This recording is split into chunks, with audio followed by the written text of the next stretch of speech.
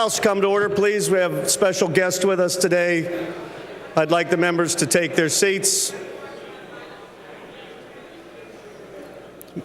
Members and all guests will please find a seat.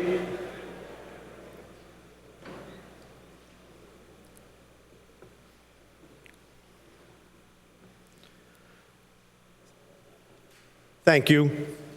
Located to the left of the rostrum, I'd like to welcome, and it's my honor to welcome Ambassador Se-joo Son, the Consul General of the Republic of Korea in New York.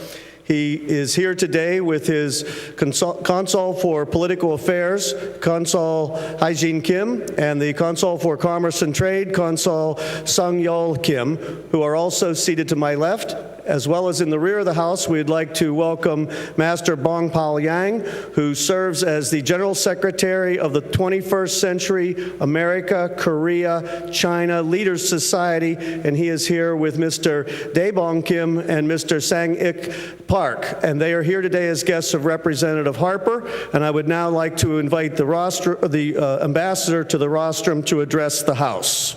Welcome to the Hall of the House.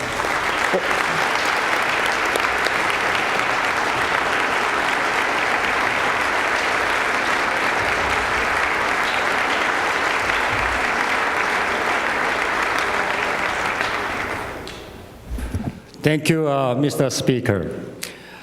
Good afternoon. The Honorable Speaker of the House, Samuel Smith, honorable members of the Pennsylvania House of Representatives, distinguished guests, and ladies and gentlemen. It is my great pleasure to see you once again after my opportunity to greet you last January. Indeed, I am truly honored and privileged to be invited to speak to the leaders of the Commonwealth of Pennsylvania, which is home to one of the most vibrant Korean American communities of 50,000 residents. And all across America, these communities are thriving. Today, this positive trend is evidenced by many Korean Americans in various leadership positions, including one of your own state representative, Patty Kim.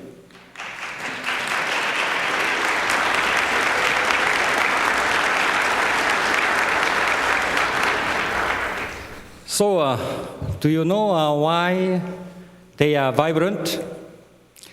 There can be many answers. I'd like to think one of them has to do with Korea's national dish, kimchi. This healthy food, fermented from vegetables with a variety of seasonings, Korean people eat every day.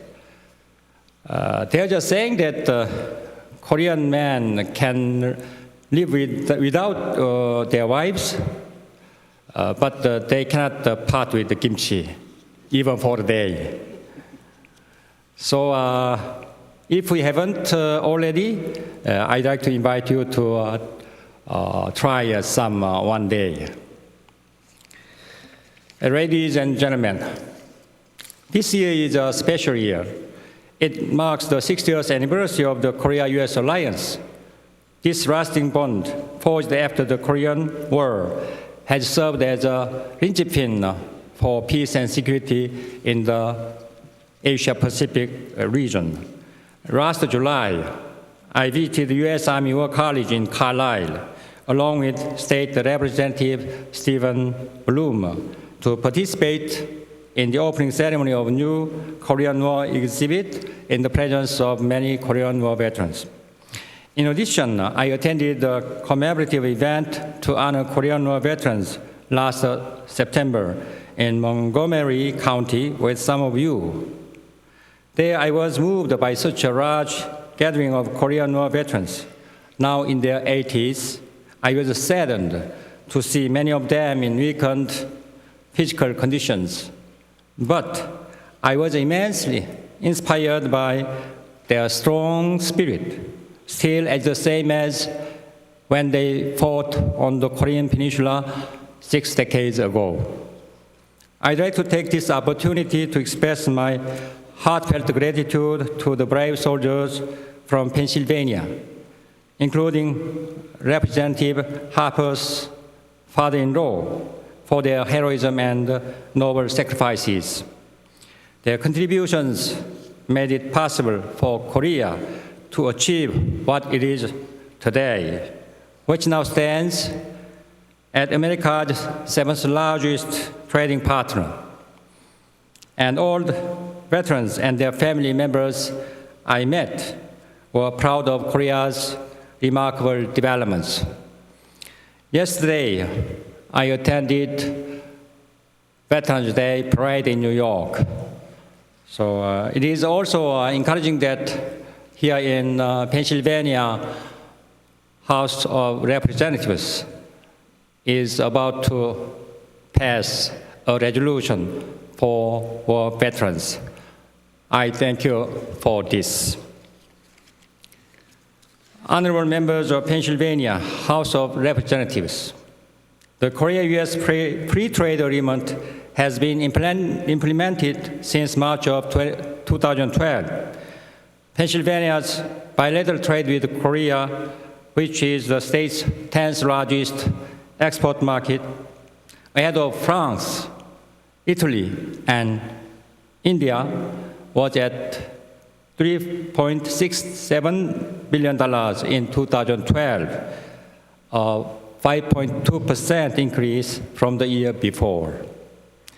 Pennsylvania has many major beneficiary items for export to Korea, among them textile and agricultural products, transportation equipment, and published materials, for instance, have experienced considerable increases ranging from 80% to 240% in 2012.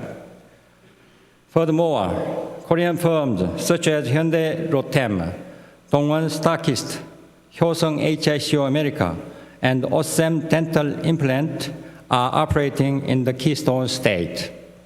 It is also worthy of mentioning that Korea's largest car makers, Hyundai and Kia, are exporting their cars to the northeastern U.S. market through Philadelphia port.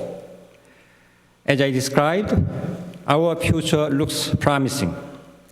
In this regard, I do hope that Korea and Pennsylvania will make further efforts to explore our potentials by taking full advantage of this significant economic milestone. Ladies and gentlemen, Pennsylvania is home to many premier universities where 3,700 young talented Koreans are pursuing their studies. In 2012, of all foreign students in Pennsylvania, Korea ranked third after China and India. That means Korea has the largest number of students in terms of per capita. More broadly, a total of 73,000 Korean students are currently studying in the US. Among them, about 22,000 are studying in STEM fields, areas of science, technology, engineering, and mathematics. Therefore, it would be beneficial to Pennsylvania's economy should these students get a chance to contribute to the Keystone State with their professional skills. Currently, the U.S. Congress is deliberating on this matter of granting professional visa quota for Korean professionals as a part of facilitating the Korea-US FTA. And I would like to seek your understanding and support.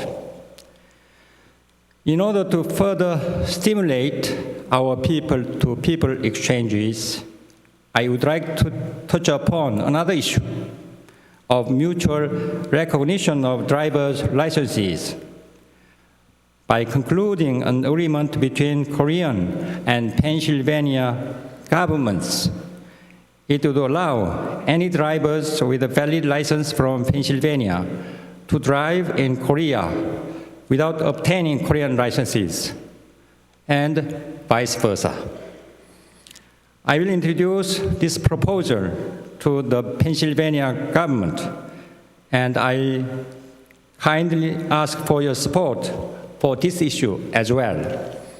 Ladies and gentlemen, earlier this year, North Korea's series of provocative acts caused heightened crisis. This situation surprised the news media around the world. They were drawn to this developing story like a moth to a flame. So they quickly sent their best reporters to Korea. But upon their arrival, they were surprised once again to see Korean people going about their daily businesses in the face of possibly a major and imminent crisis. Such lackluster attitudes of ordinary Korean citizens made them lose their interest, perhaps a little disappointed. This was because Koreans have full confidence in their government's security preparedness posture based on robust Korea-US alliance. Korea's first female president, Park Geun-hye, has introduced and is carrying out what he called a two-track strategy of trust-building process on the Korean Peninsula. One track is peace safeguarding by maintaining peace based on credible, strong deterrence and not accepting North Korea's nuclear weapons program. The other is peacemaking by building trust through dialogue and cooperation. The most important goal of this process is to establish sustainable peace and ultimately work towards the peaceful reunification of the Korean Peninsula. In this regard, I'd like to mention that just as the reunification of divided Germany ended the Cold War, the opening of Asia-Pacific era in the 21st century will have to start from resolving the Korean Peninsula issue, the sole lingering last vestige of the Cold War. If high technology from the south of 50 million people and abundant labor force from the north of 25 million are combined, it will create a new, vibrant market. It will also be a new growth engine, benefiting Asia-Pacific region, in particular the United States, including Pennsylvania, through the Quotas FTA. In this context, I do hope that you will continue to support us in this endeavor so that we can achieve the goal of trust-building process on the Korean Peninsula. Honorable members of Pennsylvania House of Representatives, for Korean government, enhancing happiness for the people is one of the four administrative priorities. This notion implies happiness for people of Korea, but also includes peace and happiness for those in the global community. The reason being that the founding principle of Korea, which has been passed down since Se-joo Son, created more than 4,300 years ago, is 홍익 인간 in Korean, meaning benefiting all mankind. This is the same vein with the pursuit of happiness stipulated in the Declaration of Independence as one of America's founding principles.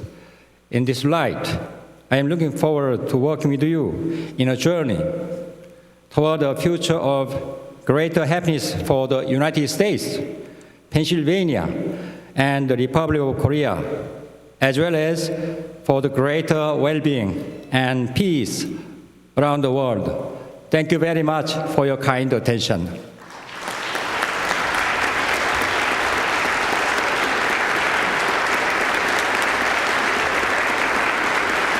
Thank you, Ambassador. House will be at ease for a minute or two.